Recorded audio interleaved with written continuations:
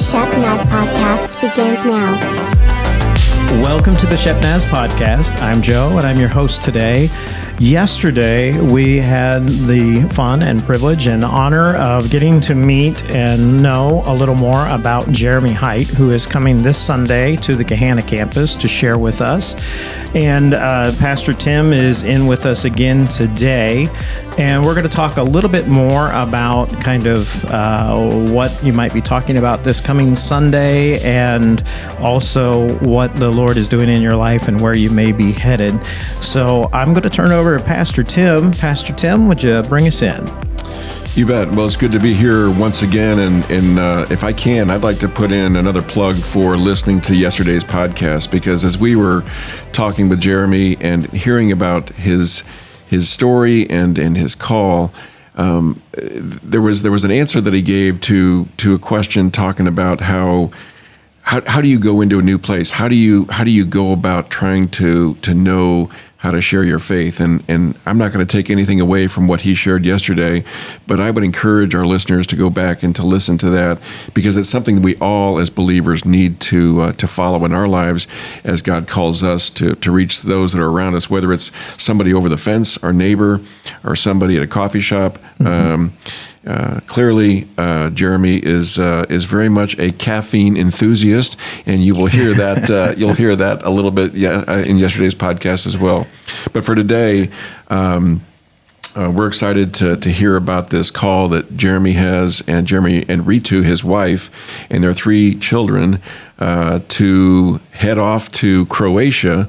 But there's going to be, it's not just Croatia, but it's a whole area that they're going to be serving. So, Jeremy, if you would kind of fill us in on what that call is for you and for Reetu. I know she's going to have a very specific and critical role there in that area of the world as well. So, kind of fill us in. Yeah, well, thank you again for the opportunity to join again today with your guys' podcast and to share about how God is at work in our family's life and how God is at work in Croatia. And so for our family, when we move in just a few weeks to Croatia, we'll be joining with a team of local leaders and other missionaries, serving with the local church there in the capital city of Zagreb in Croatia, and serving on what within the Church of the Nazarene denomination, our global family, something that's called the Central Europe Field. And so in a lot of parts of the world outside North America, we have a kind of collections of countries where there's a team that provides support for local churches. And so Reetu will be the field finance coordinator, which means that for a group of 12 countries in Central Europe, she will be the finance person helping get funds that are given to missions, that are given to the World Evangelism Fund within Nazarene Missions, that come from anywhere around the world and are going to local churches and ministries, compassionate ministries and refugee work in those 12 countries. She helps make sure that funds get from around the world to those local churches. And for those local churches who take up missions offerings, then to get those funds throughout the world as well. And so she'll be the kind of financial pivot point for those 12 countries. And I'll be serving as the senior pastor of the one Nazarene church that we have in Croatia, in the capital city of Zagreb. And it's a church that was started 10, 15 years ago, and is this beautiful collection of about 10 to 12 different nationalities represented within the congregation. And I'll be leading that church and be a part of, prayerfully in the next several years, some other ministry work and church planting there in the country of Croatia as well. You know, as you were talking, and I was thinking about Reetu's role, the financial role, and dealing with 12 different countries. And I know from yesterday that Reetu speaks 4 languages, and there's got to be a number of different languages across these countries. And I'm just wondering how she will face that challenge, and how you will face the challenge in your role, since it sounds like you'll be preaching in Croatia, and I don't know what the native tongue is there. She's going to be dealing with a dozen countries, and just thinking about working with the indigenous people there and trying to navigate numbers and language. Just talk a little bit about how you guys overcome that. Yeah. So one of the small blessings with that is that all of those countries use the euro in terms of currency, and so that'll be one thing that's a little bit easier. But then, there are multiple languages that will be a part of that. A number of the Nazarene leaders in those countries are multilingual as well, and so English it will be kind of the shared language. And that's also true for the church, the local church that we'll be a part of. The services are in English because that's the shared language amongst those who are part of the church, though the national language is Croatian. And so for our local ministry and then just being good neighbors there in Croatia, we'll be able to work our way around in English. We had the opportunity a few months ago to visit in preparation, and we're able to get around the city using, people know enough English that we were able to kind of work through it. But kind of the ceiling for our ability to do ministry and to journey with our neighbors, we'll be learning Croatian as quickly as possible. So it will be an obstacle, hopefully not a humongous one, but one that we'll be jumping into Croatian classes as soon as we get there. And a couple of the surrounding countries have similar languages, to where as we get to know the Croatian language more fluently, that we'll be able to have some overlap with some of the surrounding countries as well. Gotcha. Well, I have to confess, it wasn't until I went back and looked at your profile and looked at specifically where on a map Croatia is. But for our listeners who probably are more like me, where if they looked at a map of the world and they had to say, okay, tell me where Croatia is, most of them probably could not do that. So kind of help us understand where it is and what those 12 countries are that you're also going to be serving. Yeah, so Croatia is a part of the former Yugoslavia, and in what's called the Balkans. It's north of Greece. A couple countries is maybe where people could find it the quickest in terms of looking at a map. And so the countries that we'll be serving in, or the field that we'll be a part of, include other countries like Albania and Hungary and Poland and Bulgaria. And so kind of if you found Greece and just went straight north, just about any country that you hit, kind of running your finger up the map, will be a part of that field. And the Nazarene Church has work in other areas, and there are other fields that are a part of Europe, and church leaders doing work there. Just kind of our team supports the work in those specific countries. Gotcha. I know I've had some limited experience in being in Austria many years ago and in France, and even in those places, there's almost a spiritual darkness, because although there's these beautiful edifices, these beautiful cathedrals and churches and places, and maybe this is the same there, but it's a post-Christian really kind of an environment. And so as you guys head into that area, is that what you will also find there to a degree, even though I know we have a presence? And then what will be your game plan, if you will, of trying to do outreach, and what kinds of things could you do to make a difference to kind of push back the darkness?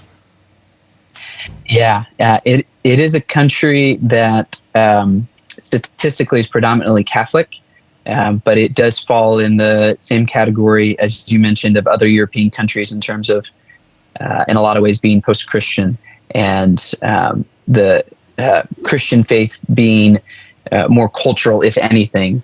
And so as we step into these roles, a lot of what we'll be doing is continuing the faithful service of other missionaries and indigenous leaders over the last several years. And a lot of that work has been in refugee ministries, in compassionate ministries of helping meet tangible needs of neighbors, and then also through building relationships in communities, planting small groups and house churches to slowly but faithfully grow faith communities for those who are interested in Jesus and in deepening their faith.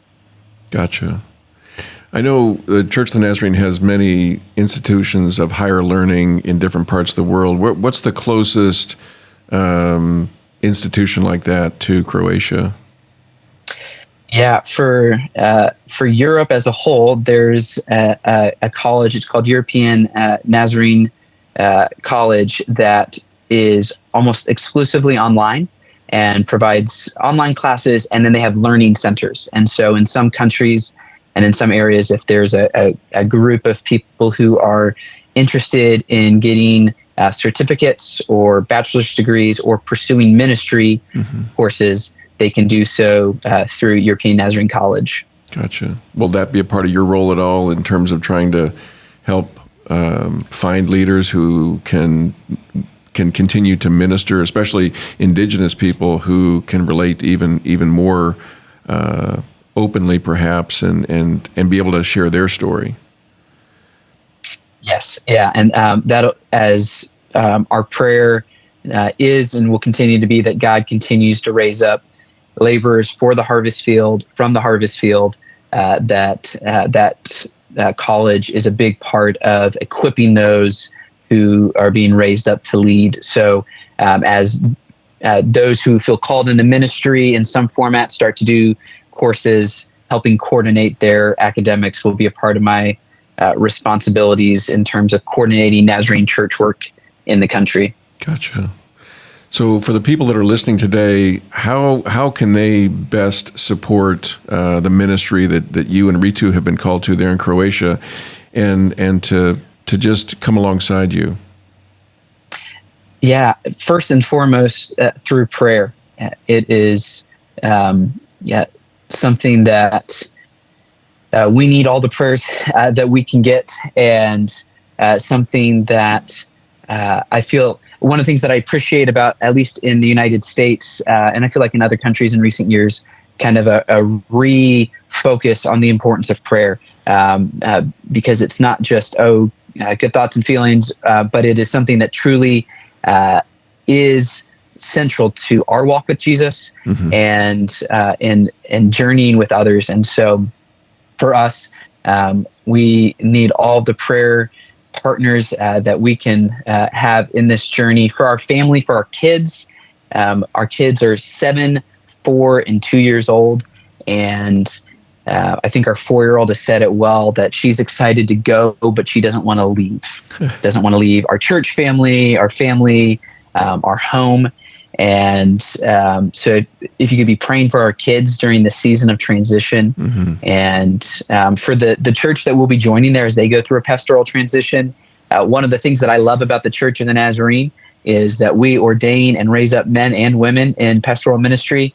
I will be the first male senior pastor that this church has had in its history. They've had 2 female senior pastors. And when we were there a few months ago, one of the church members came up and said, I wasn't sure how I was going to feel about having a guy as a senior pastor, but you seem all right. So, which I appreciated. And I'm excited to step into a role where I'm going to be filling some really big shoes from 2 really great leaders that we've had there over the last several years. So pray for that church, pray for our family, and pray just for that whole area in Central Europe, that there's a lot of new leaders stepping into positions this year, and that God would continue to open doors for us to be able to share the good news of Jesus Christ through word and deed. And for those who want to learn more about our family, we could probably link our bio page to this podcast. You can also, if you search Jeremy Height Nazarene, I think it'll probably be the first or second hit on Google. But on the Nazarene missions page, we have some information about our family, a map to show you where we're going to. But first and foremost would be prayer, would be the biggest way to journey with us. Well, great. We are so excited about you and Reetu coming this Sunday and sharing in both our services and for our online audience as well. It's just been tremendous to have you on the podcast yesterday and today. I'm going to turn it back over to Joe. And again, thanks so much, Jeremy. Yeah, I want to echo that. Thank you, Jeremy, for joining us. And also, we'll make sure that we put the links in the comments there if you want to take a look at that. Also, we'll put them on the screen so that you can see them there as well. We look forward to seeing Jeremy this coming Sunday. So he'll be at the Gahanna campus at the 9 o'clock and the 10:45 service. You can also catch us online. That will be live streamed. Go to shepnaz.org to follow all those things. Also, you can follow us on Facebook, Instagram, and YouTube. We hope that you've kind of taken a look at what's going on in Jeremy's life and that this will give you some introspection on what the Lord might be doing through you. For Pastor Tim and Jeremy Height, I'm Joe. Have a great day. This podcast is a production of the Shepherd Church of the Nazarene, Gahanna, Ohio. Email to podcast@shepnaz.org and let us know what you think.